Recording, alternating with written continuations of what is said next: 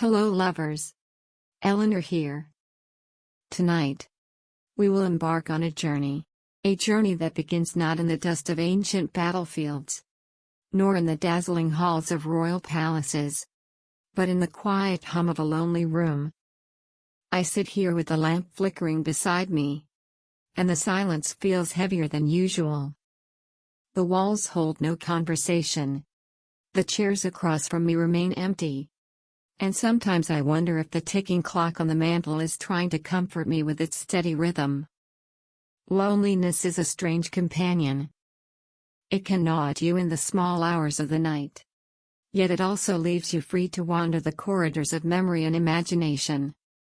And so, I do what I've always done. I turn to history. Because in history, I find voices, faces, mysteries that fill the silence. Tonight, the mystery I want to share is one that has haunted scholars and dreamers for centuries. Where is Alexander the Great buried? Imagine it. One of the most famous conquerors the world has ever known. A man who swept across empires, reshaping civilizations. Yet his final resting place is lost to time. The thought alone sends a chill down my spine. Like stumbling upon an unfinished page in a cherished book. How could history leave us with such a hole? Such a silence where there should be certainty. If you enjoy these journeys through time, don't forget to hit the like button and subscribe to the channel. And perhaps, you can share with me. What is your favorite historical mystery? I'd love to hear your stories. Now, settle in comfortably. Close your eyes. And let's travel back in time with Eleanor. I picture a desert map spread out on a table. Its edges curling with age. The ink faded but still insistent. Somewhere between the golden sands of Egypt and the rugged lands of Macedonia lies the answer. Alexander, the son of Philip of Macedon. The student of Aristotle. The conqueror of Persia. Died in 323 BCE at the age of only 32. A shockingly young age for a man whose ambitions seemed limitless. Some say it was fever. Others whisper of poisoning. Though the truth remains uncertain. What we do know is that his death left his empire, stretching from Greece to India, in chaos. I pause sometimes, thinking about that number. 32. Younger than my own children when they started their families. Much younger than the age at which Robert, my dear husband, passed away. I lost him to illness too. Though not with the grandeur of an empire in collapse around us. Just a quiet hospital room. The beeping of machines. And my hand clutching his. The grief that followed was not unlike an empire falling apart. It was my world. Crumbling into factions of memory and longing. Perhaps that's why Alexander's story feels so close tonight. The records tell us that his body did not rest in peace immediately. Instead, it became a prize to be fought over. His generals, those powerful men who once marched under his banner, now turned into vultures circling the spoils of empire. The funeral cortege, laden with treasure, was said to be an astonishing sight. A golden sarcophagus, carried in a magnificent chariot, drawn by 64 mules. It was not just a burial. It was a statement of power, of permanence. And yet, the destination of that sarcophagus remains one of history's greatest enigmas. I imagine the scene. The streets of Babylon or perhaps the roads of Syria. Dust rising beneath the wheels of the great chariot. Soldiers standing at attention. And citizens pressing forward just to glimpse the conqueror one last time.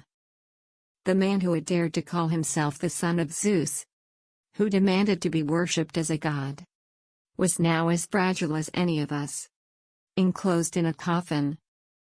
Doesn't it make you wonder, my friends, how fleeting glory can be?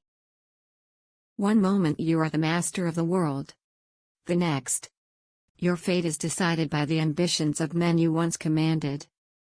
Some ancient sources claim that Alexander wanted to be buried in Siwa, at the temple of Zeus Ammon in the Egyptian desert. He had visited the oracle there during his lifetime, seeking confirmation of his divine parentage. To him, perhaps, Siwa was not just a holy site, but the place where his mortal identity blurred into something eternal. But others argue he should have been returned to Macedonia, his homeland, to rest with his ancestors. Yet, his body vanished into another destiny altogether. I sometimes wonder about my own final resting place. Will I be remembered, even in the smallest way, by my students who once sat listening to me drone on about dates and battles? Or will I too vanish into obscurity, like Alexander's tomb? The thought is sobering. Still, maybe remembrance lies not in stone and marble, but in the stories we tell, the whispers we pass down through generations. Alexander, though his tomb is lost, is remembered more vividly than most kings whose graves we can still point to on a map. So we begin this journey together tonight. You and I. We will sift through ancient whispers, trace the lines of dusty maps, and walk beside emperors and explorers who sought the same answer. We will question what it means to be remembered, to leave behind not just empires, but mysteries that pull at the fabric of time. And as we unravel these threads, perhaps we will find that the real story lies not just in the tomb we cannot find, but in the questions that absence leaves us asking. As I lean back in my chair, the window rattling slightly from the night wind, I can almost hear the wheels of that golden chariot creaking across the centuries. And I wonder, did Alexander himself ever imagine that his greatest conquest would not be Persia, or Egypt, or India, but memory itself? Alexander's death was sudden, and for a figure so towering, it seemed almost unreal. Imagine the halls of Babylon, where the conqueror lay bedridden, surrounded by worried generals and servants. The once vibrant voice that had commanded armies now reduced to whispers. Ancient accounts differ on the details. Was it a fever brought by the marshy waters of Mesopotamia? Was it a slow poisoning, orchestrated by those who feared his unrelenting ambition? Even now, the debate remains unresolved. The uncertainty only deepens the mystery. I think about how fragile a human body is, no matter how mighty its spirit. A man who had cut across continents like a blazing star was undone, perhaps, by something as small as a mosquito-borne disease. Isn't that humbling? We are reminded that greatness cannot shield us from the vulnerabilities of the flesh. I felt the same, sitting by Robert's hospital bed. His body, once strong and steady, could no longer fight back. And all I could do was hold his hand and watch the light dim. History is cruel in that way. It reminds us that mortality is the most democratic of fates. The accounts of his final hours reveal something almost poetic. When asked to whom he left his empire, Alexander supposedly whispered, "To the strongest." Whether this was truly said or later invented by chroniclers, the phrase carries the weight of prophecy. And indeed, his empire fractured almost immediately. His generals, known as the Diadochi, carved up territories, forging kingdoms from the ruins of his vision. Macedon, Egypt, Asia. Each piece of the world he had stitched together unraveled like a poorly tied seam. In the center of this storm was his body. His corpse was not just a vessel of flesh but a symbol of legitimacy. To possess it meant more than to hold his memory. It meant to inherit his power, his divine aura. In the ancient world, The burial place of a great ruler was more than a tomb. It was a shrine, a rallying point, a center of political gravity. Whoever could claim Alexander's remains could claim his mantle. It was said that his body was prepared with the utmost reverence, embalmed in the ancient Egyptian style. Some accounts suggest honey was used to preserve him. A sweet irony given that honey itself is both a substance of life and decay. I sometimes find myself smiling at these strange details. Imagine the man who conquered Persia, India, and Egypt, now encased in golden sarcophagus and honey. Even history has a sense of humor, though it is often dark. The funeral procession, historians say, was nothing short of spectacular. His coffin of solid gold, enclosed in a golden carriage adorned with statues, precious stones, and elaborate designs, must have dazzled the eyes of all who beheld it. 4 great columns supported the canopy above the sarcophagus, with an intricate design of lions and mythological creatures decorating its sides. This was not a funeral. It was theater, politics, a demonstration of power designed for eternity. But eternity has its tricks. For all the grandeur, the destination of this procession remains uncertain. Initially, it was planned for Macedon, to rest among his ancestors. But Ptolemy, one of his most trusted generals, had other ideas. Seizing an opportunity, he intercepted the funeral cortege and redirected it toward Egypt. Imagine that bold act. To steal the body of Alexander, as if stealing the sun from the sky. Ptolemy understood that with the body came legitimacy, and he intended to root his new dynasty, the Ptolemaic line, in that divine presence. I often picture the road from Babylon to Egypt, the long journey of the golden hearse, guarded by soldiers, passing through deserts, mountains, and cities. Did people line the roads to catch a glimpse? Did mothers lift their children so they could see the conqueror one last time? Or was it a grim, tense march, haunted by the weight of betrayal and ambition? Perhaps it was both. History rarely offers us simple answers. Sometimes, when I think of that grand procession, I compare it to the funerals I have attended in my own small town. Simple wooden coffins, black dresses, and the trembling voices of hymns sung in church basements.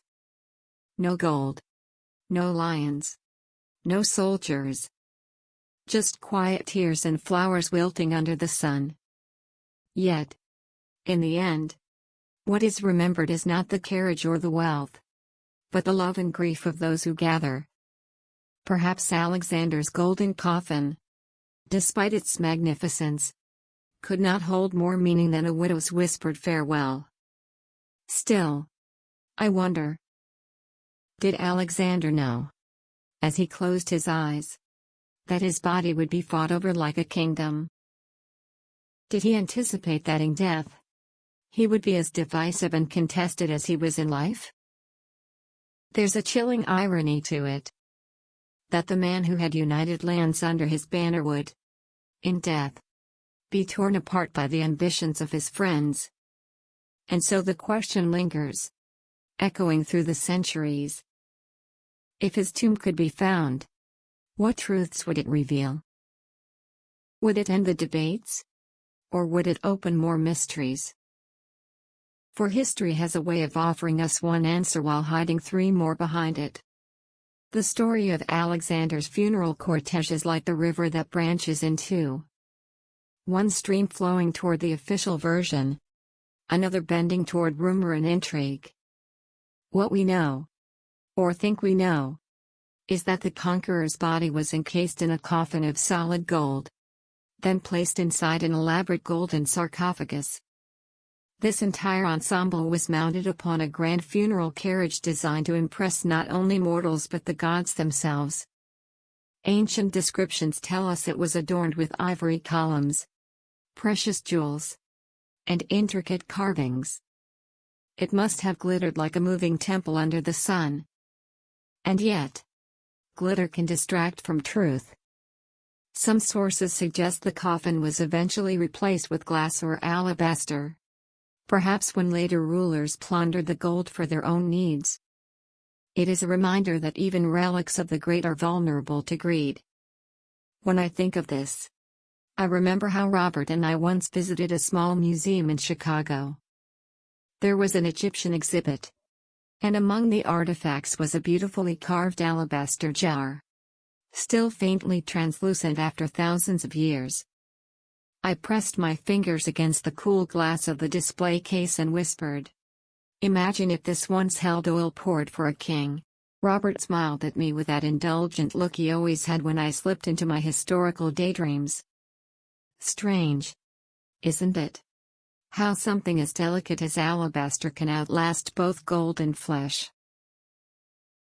But let us return to the golden coffin, still gleaming in the minds of those who saw it. The journey from Babylon was long, and with it came uncertainty. The official plan had been to bring Alexander back to Macedon, to bury him with his father, Philip II, at Tyche. Yet, somewhere along the way, the plan shifted.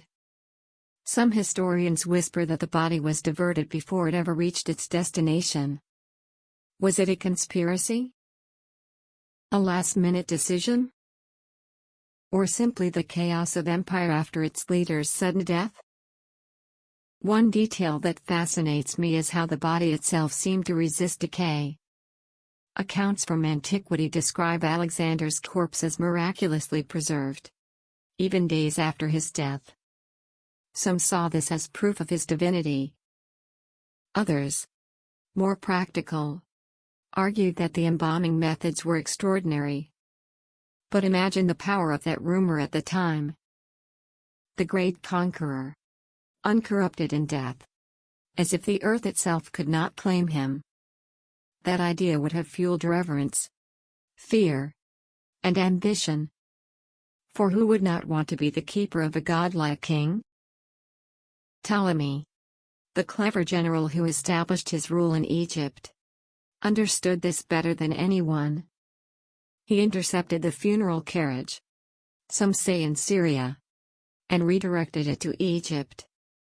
To hold Alexander's body was to anchor legitimacy in the eyes of soldiers and citizens alike. Possession of that coffin meant more than gold. It meant divine approval. Thus began the strange and contested tale of the conqueror's final resting place. I find myself picturing that interception often. The massive carriage, rolling slowly across the dusty road, flanked by soldiers in shining armor, suddenly halted by Ptolemy's forces. Did the guards resist? Did they hesitate before yielding? Or were they already bribed, complicit in the diversion? We cannot know. But I imagine the tension in the air. The quiet realization that history itself had just been redirected. And isn't that how life is sometimes? One small turn, one moment of decision, and everything that follows changes. I think about the day Robert and I decided to move into the house we shared for so many years. It wasn't much of a house at the time, just peeling paint and creaking floors. But had we chosen differently? Had we walked away? I would not now be sitting here with all these memories pressing at the walls. Like Alexander's body, rerouted on a dusty road. My own life was rerouted on that one decision. The golden coffin, the magnificent carriage, the diverted route. These are the details that keep historians awake at night. Where did it ultimately end up? In Memphis, some say, before being moved again to Alexandria. Others suggest it never left the Levant at all. But whatever the case, the coffin itself became more than an object. It was a prize. a symbol, a holy relic of conquest. I sometimes wonder, if the coffin were ever found, what it would mean today. Would it settle debates, or ignite new ones? Would nations fight to claim it, as they once did? Or would it sit quietly in a museum, reduced to an artifact among many, its power drained by the passage of time? Perhaps we are fortunate not to know, for certainty can sometimes kill the imagination.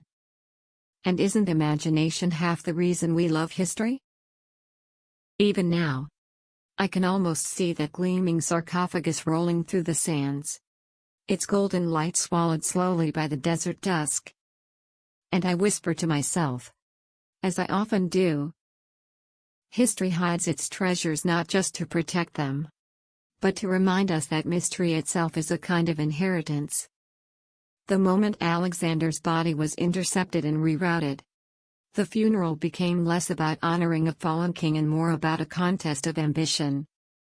His generals, the Diadochi, were not merely loyal soldiers mourning their leader. They were predators circling the carcass of empire. Each man envisioned himself as the rightful heir. And in their eyes, the body of Alexander was the ultimate trophy. Imagine the scene. In one camp, Perdiccas, appointed regent, insisting that the body must go to Macedon, to rest in the royal tombs among Alexander's ancestors. In another, Ptolemy, already eyeing Egypt, scheming to seize the corpse for himself.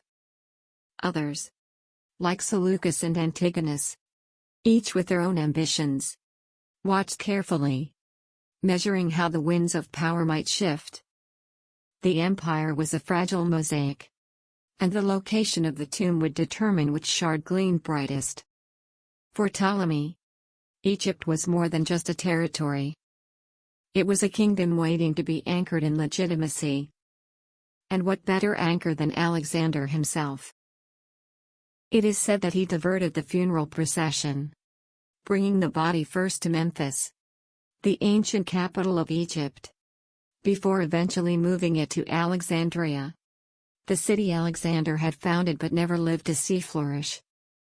There, in that new jewel of the Mediterranean, the conqueror's remains were enshrined, giving the Ptolemaic dynasty a sacred aura. The irony is sharp. Alexander had united lands from Greece to India. And yet in death, he became the property of one man, claimed as the foundation of a dynasty that would end with Cleopatra. Centuries later, the conqueror's dream of a universal empire dissolved into squabbling kingdoms. But his body, his physical presence, became the centerpiece of political theater. I cannot help but compare this to the way families sometimes quarrel over the belongings of a loved one. I have seen it happen. Siblings, after a parent's death, arguing bitterly over a piece of furniture, a necklace, a set of old books. Robert and I used to talk about how absurd it seemed. Fighting over objects when the real treasure was the person who had loved them. But perhaps that's human nature. We cling to relics, because they give us the illusion that we still hold on to the one who is gone. In the case of Alexander, his generals clung not out of love but for power. And what of Babylon, the city where he had died? Some believed it cursed, a place unworthy of his eternal rest. Others saw Macedonia as his rightful home, where Philip II and the kings before him lay. But Ptolemy had the sharpest vision. Alexandria. A new city. A new beacon. A place where Alexander's body could shine as an eternal presence. Strabo, centuries later, would describe the Soma, Alexander's tomb in Alexandria, as a place of pilgrimage, a sanctuary where even emperors came to pay respects. But before it reached Alexandria, the question lingers. What happened to the body as it traveled? Some ancient writers suggest the sarcophagus was opened, perhaps by Ptolemy himself, to ensure the prize was intact. I shudder to imagine it. The conqueror lying silent, embalmed, his face perhaps still recognizable, as the living bent low to claim him. It is a scene at once reverent and grotesque. I think about how we decide where someone should rest. When Robert passed, we debated whether to bury him in the family plot in Wisconsin or keep him close here in Illinois. In the end, we chose the latter. I could not bear the thought of him so far away. It strikes me now that the arguments of generals and grieving widows are not so different. Each wants the loved one close. Each wants to feel ownership of memory. Only in Alexander's case, the mourners were kings, and the prize was an empire's legitimacy. The fighting over his tomb did not end with its capture. For years, perhaps even centuries, control of Alexander's remains shifted. Some sources suggest that when the Roman emperors came to Egypt, they visited the tomb, gazing upon the embalmed body. Augustus is said to have placed a crown upon Alexander's head, while Caligula supposedly took his breastplate. Whether these tales are true or embellished, they reveal the enduring power of the tomb as a symbol. Even for Rome, masters of the known world, the body of Alexander was a relic of ultimate authority. But let me ask you this. What does it mean to fight over a body? Is it reverence? Or is it exploitation? Does resting place matter to the dead? Or only to the living who build myths upon their bones? It is a question I ponder often, staring at the urn that holds Robert's ashes on my mantel. He does not care where it sits. He is beyond such things. But I care. Because it is a point of connection. A place where memory and presence intertwine. So too with Alexander. His generals, his successors, his heirs. They built power around the presence of his body. And in doing so, they transformed a man into a perpetual symbol. Yet, as centuries passed, even that symbol began to slip away. The tomb that once anchored dynasties would one day vanish into silence, leaving us to chase shadows in dusty chronicles. And perhaps that is the greatest irony of all. Alexander's final conquest was not land, nor wealth, but the imagination of history itself. By the time Alexander's body was brought to Alexandria, the city itself was already becoming the beacon he had intended it to be. Founded in 331 BCE, Alexandria was his vision of a cosmopolitan hub. A place where Greek and Egyptian cultures could intertwine. He had chosen the site carefully. On the edge of the Nile Delta, where the Mediterranean could carry ships from every corner of the world. And though he never lived to see it finished, his body, so the story goes, became its most sacred possession. The tomb, known in later texts as the Soma, was said to be located in the heart of the city. Imagine it. White marble walls, grand colonnades, perhaps statues of the conqueror himself gazing over the harbor. Though no definitive ruins remain, ancient writers like Strabo and Pausanias described it as a place of reverence. Pilgrims came, not just ordinary travelers, but emperors, generals, philosophers, and poets. The tomb was not merely a burial site.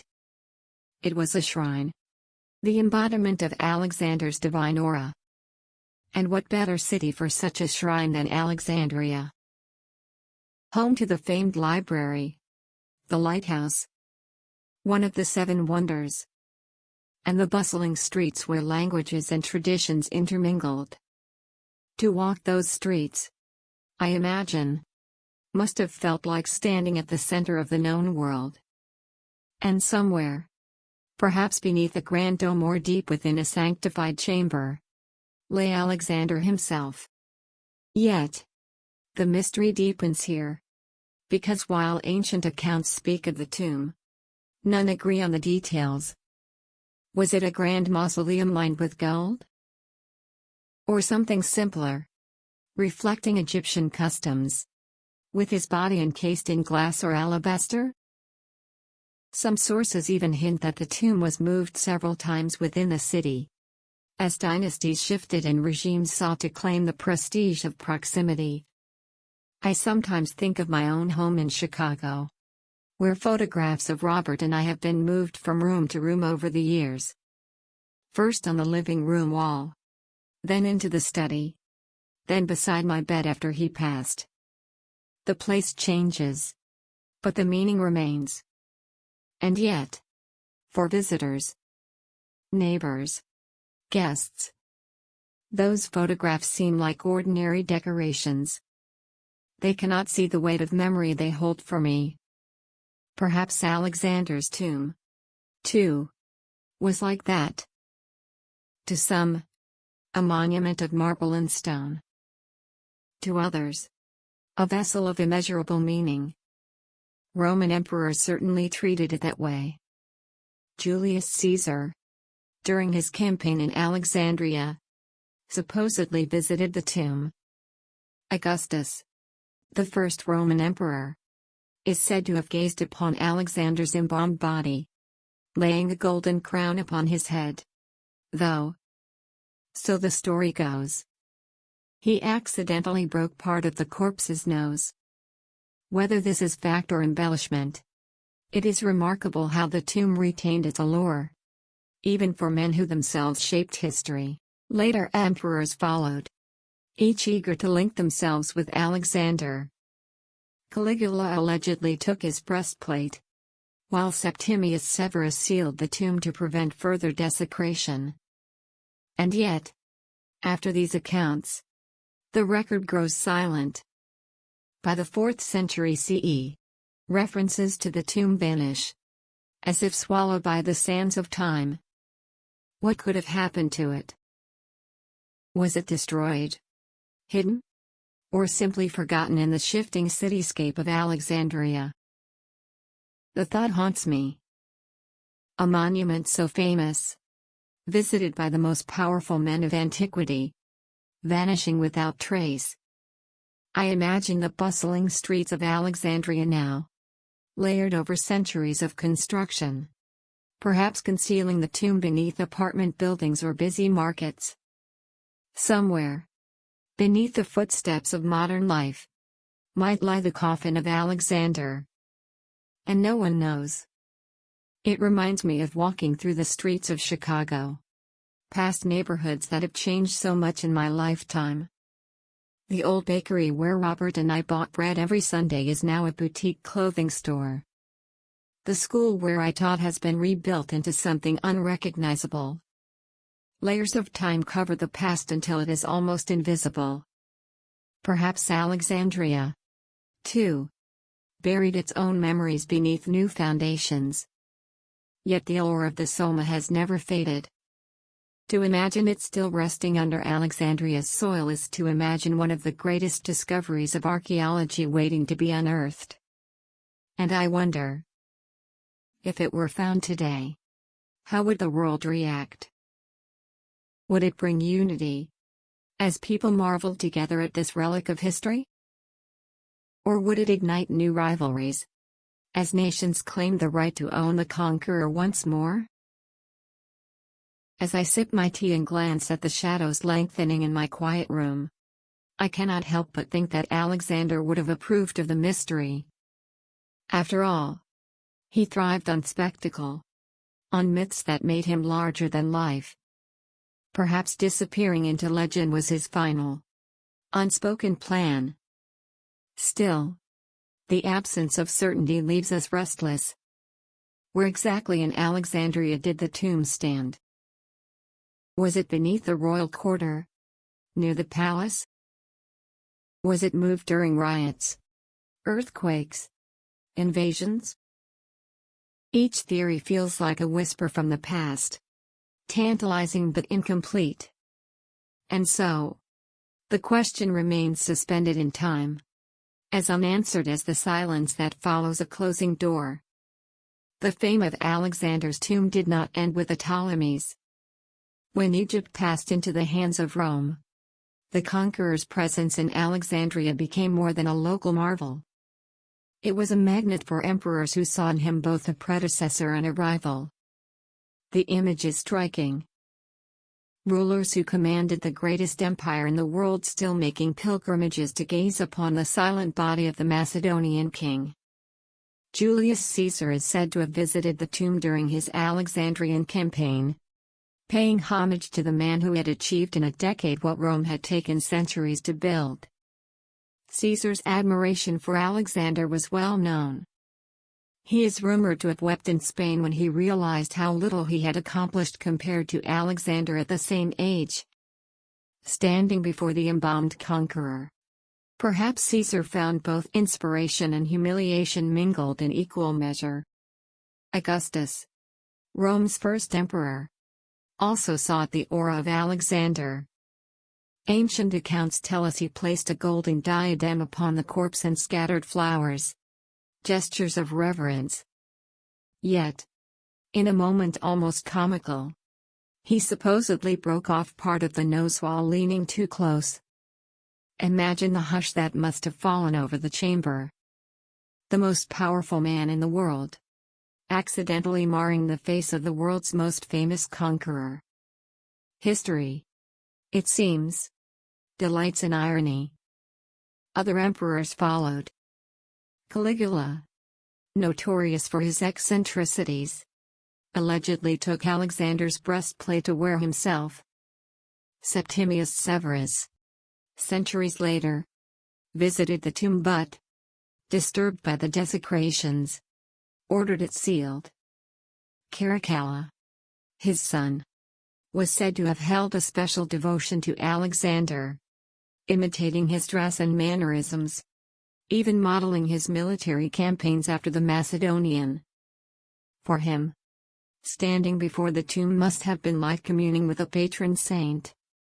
Isn't it extraordinary, my dear listeners, how even the mighty seek to borrow the light of those who came before? I think of it when I visit the graves of writers and teachers who once shaped my own mind. When I stood before the worn gravestone of Carl Sandburg, I felt a whisper of his words in the air. It wasn't magic, of course, but a kind of quiet alignment between memory and place. To touch the stone was to remind myself that he had been real, not just a voice on a page. Perhaps Augustus, Caligula, Caracalla all felt something similar before Alexander's tomb. That grounding of legend into flesh, even if long embalmed. But then comes the strangest twist. For after the 3rd century CE, the trail goes cold. The tomb, once one of the most visited shrines of antiquity, fades from history.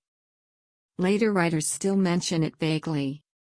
But by the time Christianity reshaped the empire, Alexander's resting place seems to have vanished. Was it destroyed in riots when pagans clashed with Christians? Was it consumed by the rising waters and shifting sands of Alexandria, a city prone to earthquakes and political upheaval? Or was it deliberately hidden, moved to protect it from desecration? Some scholars suggest that later conquerors may have stripped the tomb of its treasures, reducing its sacred status until it was just another ruin to be forgotten. Others think it lies buried beneath modern Alexandria, sealed away in the layers of the city's constant rebuilding. I cannot help but imagine apartment dwellers unknowingly walking above it. Children playing soccer in dusty lots under which lies the embalmed conqueror of the world. What a thought! The Roman fascination with Alexander also reminds me of how we, too, seek validation in the legacies of those we admire. When I leafed through Robert's old books, filled with his underlined passages and careful notes, I feel as though I am borrowing his wisdom, placing myself in conversation with his memory. In a sense, I visit his tomb each time I linger over his handwriting. That is the power of relics.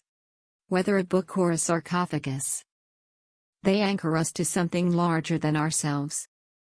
And yet, even emperors could not preserve the tomb's memory forever. Rome's grandeur faded. Christianity reshaped beliefs. Islam transformed Egypt. And still the tomb slipped further into obscurity. Like a candle snuffed out, its flame went cold, leaving only smoke trails in the writings of ancient historians. So here we are, with records of mighty emperors kneeling before Alexander, but no trace of the tomb today. It is like having a story with the middle intact but the ending missing. A mystery that refuses to close. And perhaps that is fitting. For Alexander himself never lived to see his own story concluded. His empire fractured before it could solidify. And his tomb vanished before it could be eternal. When I sit in my quiet kitchen at night, the radio softly humming in the background, I sometimes think about endings. How they slip away from us. How we rarely get the closure we expect. Alexander's lost tomb is, in a way, a mirror of my own life. Filled with dazzling chapters, great loves, painful losses, but still unfinished.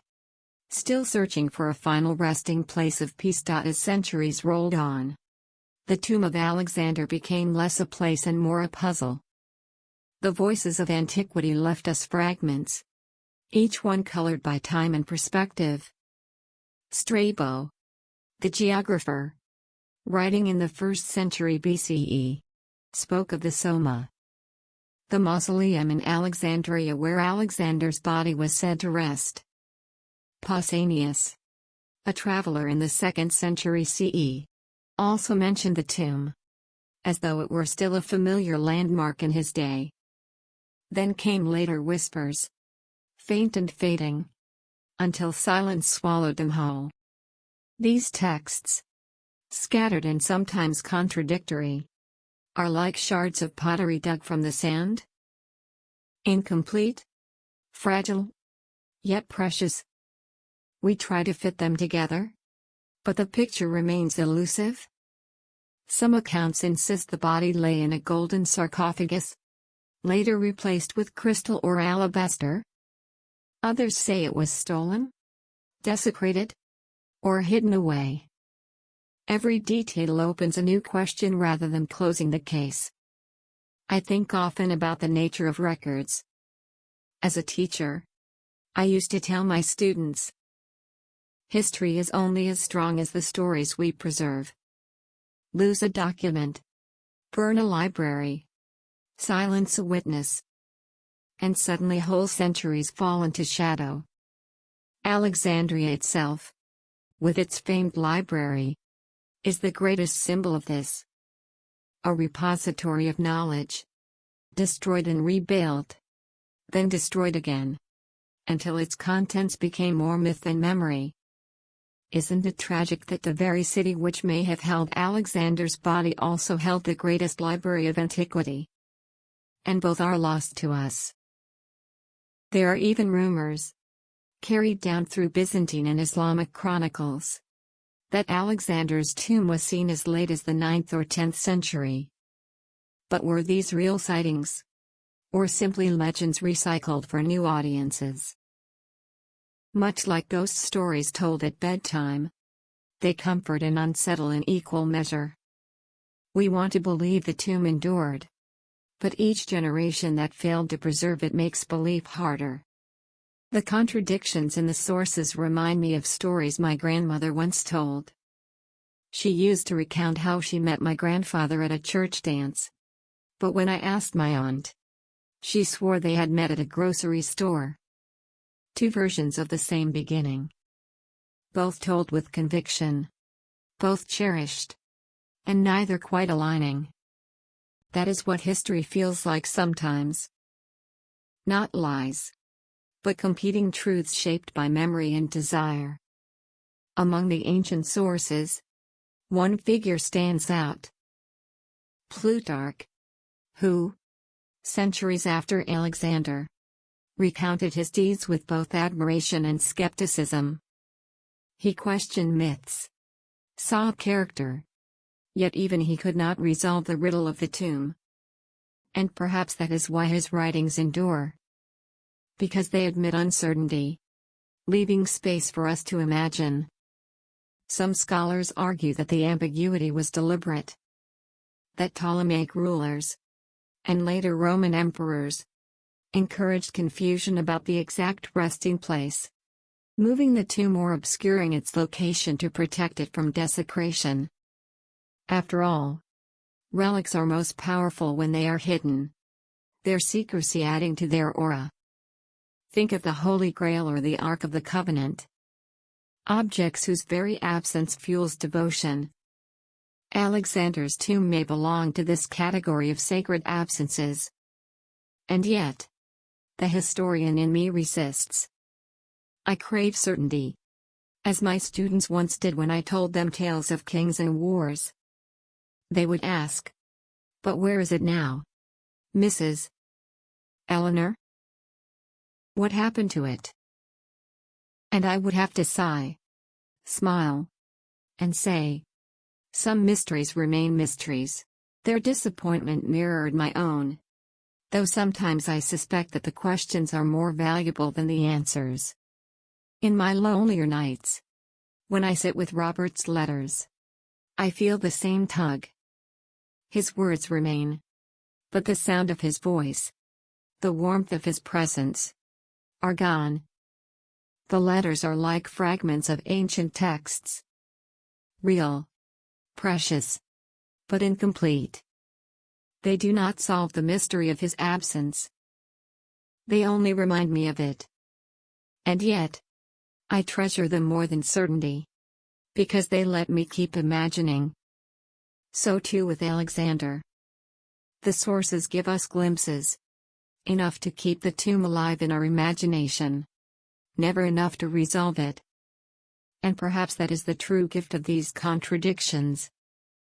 They ensure the conqueror never fades entirely.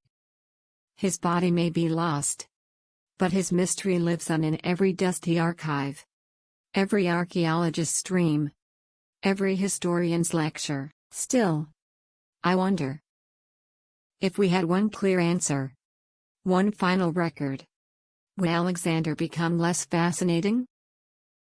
Would he shrink from legend into mere man? His tomb just another relic catalogued in glass cases? Maybe the absence is what keeps him alive. Maybe silence is the most eloquent part of history. The silence surrounding Alexander's tomb did not stop generations of seekers from trying to pierce it.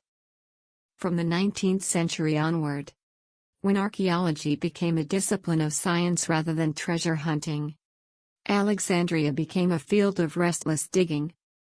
Scholars, explorers, and dreamers alike turned their eyes toward the city of the Ptolemies, convinced that somewhere beneath its streets, its churches, or its mosques lay the lost conqueror.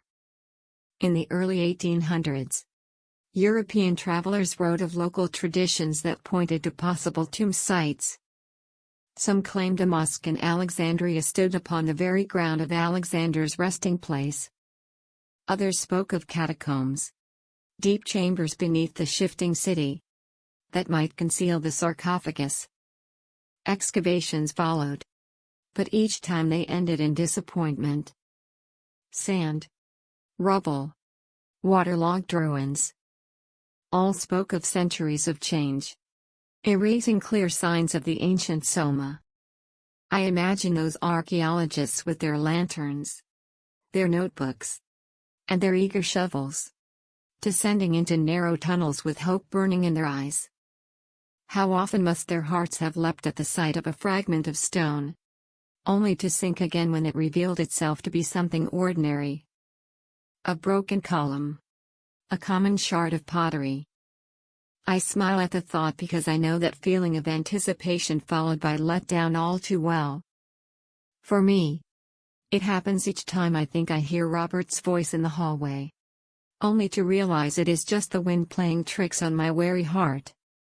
One of the most famous discoveries came in 1798, during Napoleon's campaign in Egypt, when French soldiers unearthed a richly carved sarcophagus in Alexandria. For years, some believed it might have been Alexander's. Today it rests in Venice, repurposed to hold the remains of St. Mark. Though the identification remains disputed, the sheer possibility continues to stir imaginations. Could the conqueror of Asia now lie hidden in a Venetian basilica, his true identity forgotten beneath Christian veneration? What a twist of fate that would be! Alexander transformed into a saint without anyone knowing. In the late 19th and early 20th centuries, further excavations in Alexandria uncovered layers of history, but not the tomb. The problem, as scholars lament, is that Alexandria is a living city, not a desert ruin. To dig beneath it is to dig through modern streets, homes, markets. The layers of past and present intertwine so tightly that reaching Alexander may require dismantling the lives of thousands above. History hides itself in inconvenient places. And yet, these failures only fuel fascination. Each dig that ends without discovery sharpens the hunger for the next. Some archaeologists suggested the tomb may have been destroyed in antiquity, consumed by earthquakes or rising seas. Others believe it still lies buried, waiting for the right hand to brush aside the dust of centuries. In the meantime, the city teases us with hints. Statues of Alexander, inscriptions bearing his name, fragments of temples that once glorified him. Like crumbs on a trail, they remind us he was here, even if his tomb is not. I sometimes think about how often we search for things that refuse to be found. When Robert passed, I searched our house for weeks, trying to find his old pipe. He hadn't smoked it in years, but I wanted something tangible to hold, something that carried the scent of him. I never found it. Perhaps it was thrown away long ago. Perhaps it lies in some forgotten drawer. The object itself mattered less than the hope. The search gave me a way to stay connected. Archaeologists chasing Alexander's tomb are not so different. They chase not just stone and bone, but connection to something larger than themselves. One haunting story tells of a dig in 1850, when workmen claimed to have uncovered a sealed chamber beneath Alexandria. Before scholars could investigate, the chamber was flooded and collapsed, forever sealing its secrets. Was it just a mundane cellar? Or could it have been the resting place of Alexander himself, lost in a moment of carelessness? The possibility lingers like a ghost, teasing the imagination. Even in modern times, with satellite imaging and advanced technology, the search continues. Teams scan beneath the streets, analyze ruins, and pore over ancient texts. Each year brings new speculation. An announcement here, a maybe there. But certainty always slips away. It is as if history itself guards Alexander, refusing to yield him up. And I ask myself, do we really want to find him? Or do we prefer the longing, the wondering, the eternal quest? Because once the tomb is opened, the mystery ends. The man who became legend would return to dust and bone. Perhaps it is better this way. Better to have the glow of mystery than the cold finality of answers. As I stir the last of my tea and look out into the night, I realize this. The lost tomb of Alexander is not just an archaeological riddle. It is a mirror of our own searching hearts. We all have our hidden tombs, the memories and longings we dig for in silence, never certain what we will uncover. never certain we want to. If the 19th century gave us the first modern stirrings of curiosity, the 20th and 21st have kept the fire alive with theories. Some scholarly, some fantastical, all reflecting humanity's unwillingness to let go of Alexander. Where is the tomb? Each decade seems to offer a new answer, a fresh spark of hope. One of the most persistent theories points to Siwa, in the Egyptian desert.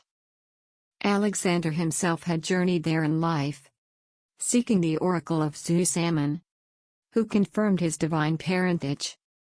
Some modern researchers argue that he wished to be buried there, and that his body may have been secretly moved to the oasis. In that sense, he would have achieved a final union with the god he claimed as his father. But archaeological surveys of Siwa have revealed little. Just whispers in the sand. Legends clinging to ancient ruins. Then there is Venice. As I mentioned before, the ornate sarcophagus once discovered in Alexandria, now repurposed in the Basilica of St. Mark, still provokes speculation.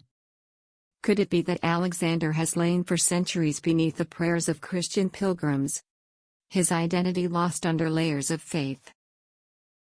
Some historians dismiss the idea, but it refuses to die. I must admit, there is a peculiar poetry in the thought. The conqueror of the world transformed, unknowingly, into a saint of another age. Other theories stretch further afield.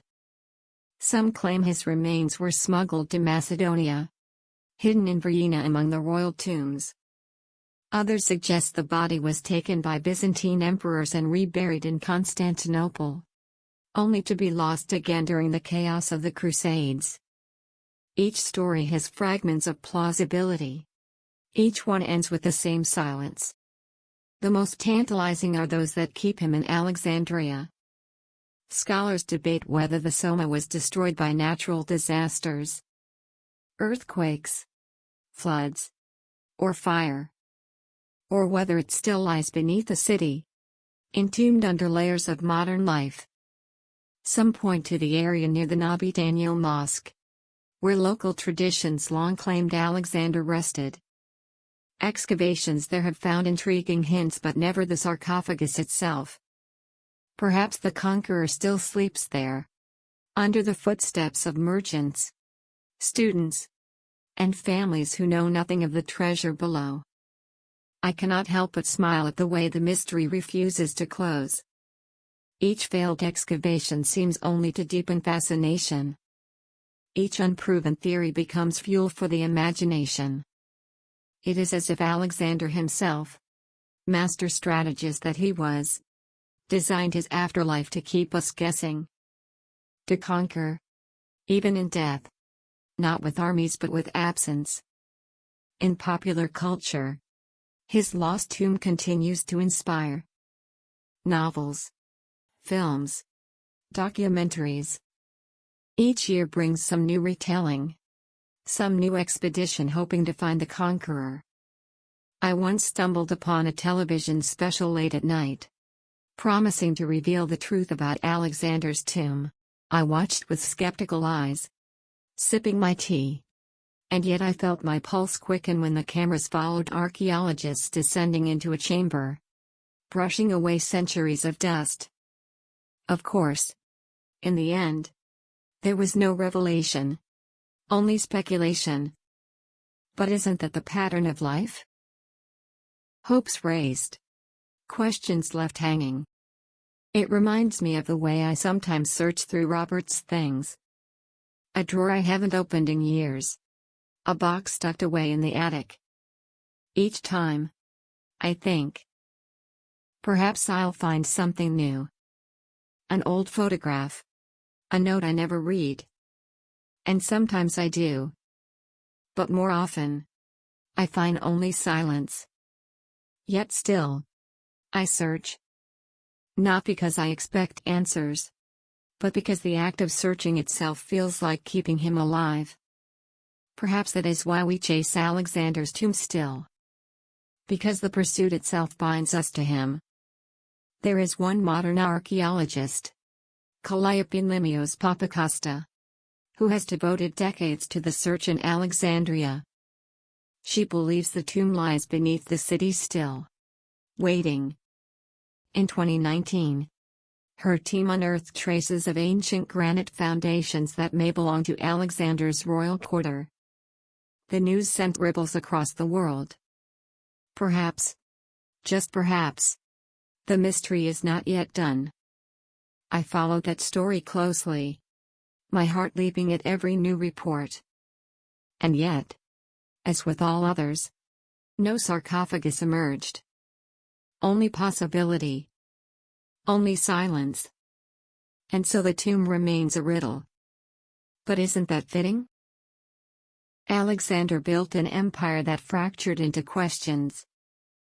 His death was marked by uncertainty. His body became a pawn in a game of power. Why should his afterlife be any different? Still, I wonder what would happen if the tomb were uncovered tomorrow. Would scholars rejoice? Would nations fight for possession? Would his body, so long preserved in honey and legend, crumble the moment it touched the air?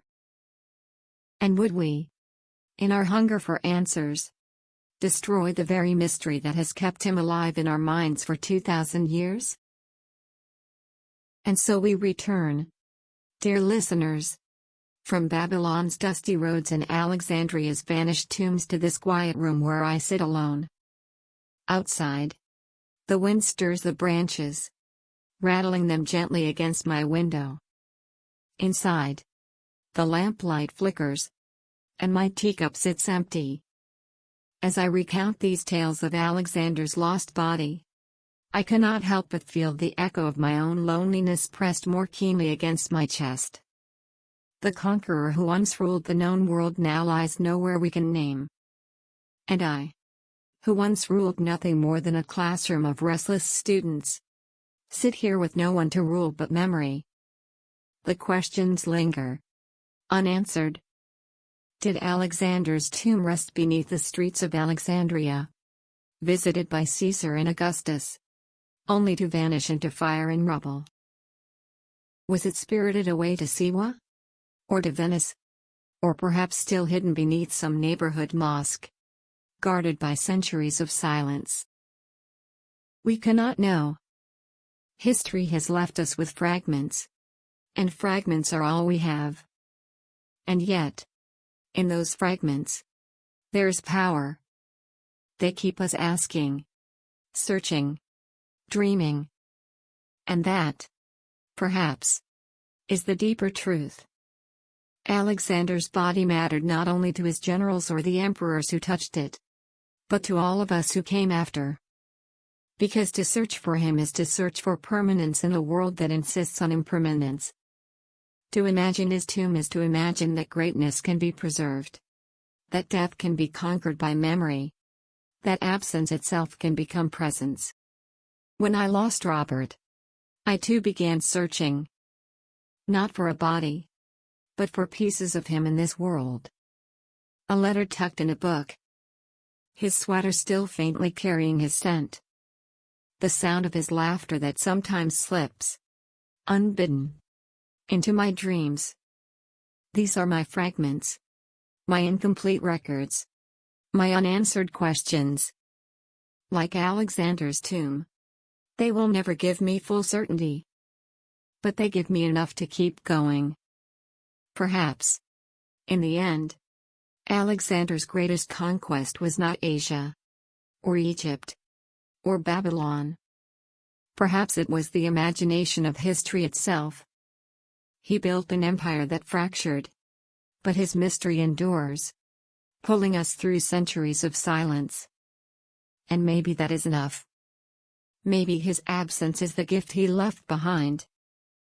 A reminder that some things, some people, are too vast to ever be contained in stone. So tonight, as I close my eyes, I whisper to myself, the tomb may be lost, but the story is not. Alexander still lives. In our questions. In our longing. In the restless wonder that keeps us awake. And I, lonely though I am, find comfort in that. For as long as we search together, none of us are truly alone. The night grows softer now, and my words slow like the dwindling flame of a candle. We have wandered through empires, followed funeral processions, peered into vanished shrines, and paused in the silence of unanswered questions. And what do we carry away? That history is not only about certainty, but also about wonder. That memory can outlast marvel. And that sometimes the most precious things are the ones we cannot hold. So rest easy, my friends. Let Alexander's lost tomb remind you that mystery itself can be a kind of treasure. That absence does not always mean emptiness. It can mean space for dreaming. Close your eyes. Let the weight of history cradle you. And drift into sleep with the stories of the past folded gently around you. End of script. Sweet dreams filled with the stories of the past.